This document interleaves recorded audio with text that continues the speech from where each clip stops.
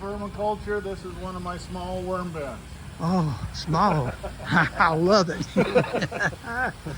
So for those who don't know worms, I teach them, they ask, well, why is it so big? I said, because with worms, you know, we feed everything, all the organic waste that our next building, which is our production house, so we put out all the salads and the wraps and stuff like that, comes and feeds the worms.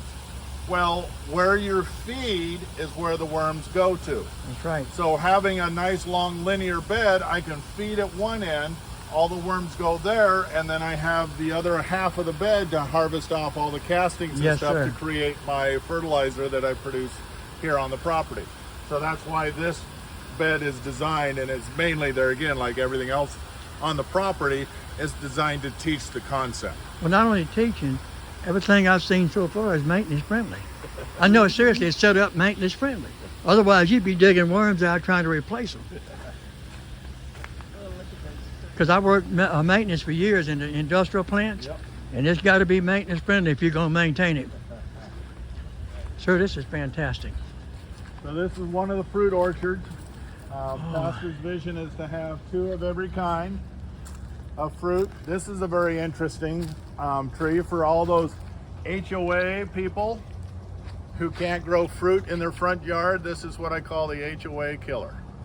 This, let me introduce you to the Brazilian tree grape, or jaboticabra. It actually produces its flowers and fruits on the trunk. It's not fruiting right now, but look it up. Brazilian I've heard the grape. name. I've never seen them, but I've heard the name. And they'll come up with grapes, black grapes about the size of my thumb, and it's kind of in between a table grape sweetness and a muscadine or a wine grape.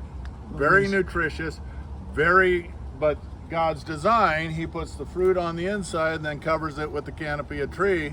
So from the road, nobody can see it, and neither do the squirrels or the birds. Right, and the heat can't kill it because it's shaded. Exactly. Avocados.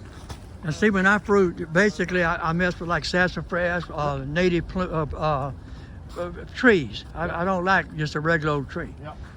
These are star fruit. Yes, the Japanese plums. Yes, sir. Yep. All right.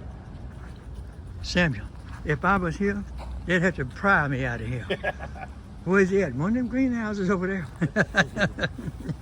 All right, so over here you see that concept of growing above the ground. Yes, okay, so this is soil on tarp, but basically these are all raised beds of organic compost that I've produced. Okay, and so why do I do the tall raised beds? Because number one, it traps the moisture. In the summertime, I really have to hold the moisture on it.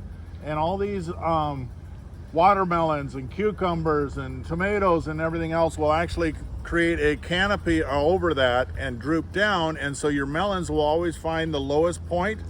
Well, they'll find themselves off the soil onto the tarp, so they will never get soil contaminated because gravity will always take them down to this shade cloth on the bottom. And so it's a way of growing in above soil if for some reason you're too wet and you have to grow above the water line, or a way of growing in a environment where you don't have good soil, a really hard packed clay or something, you can bring down landscape cloth and then put your compost soil on top and grow it in a raised bed that way. So this is a total of 5 acres. This is a total of 5 acres. It's a miracle what you can grow on 5 acres. All right, this is part of that. Basically, this is part of that permaculture design stuff where we're growing interspacing the corns and the other crops. And I have the nursery here because that is one of my wetter areas for the bananas and stuff like that. Yes, sir. Yep. And more blueberries and stuff down this side.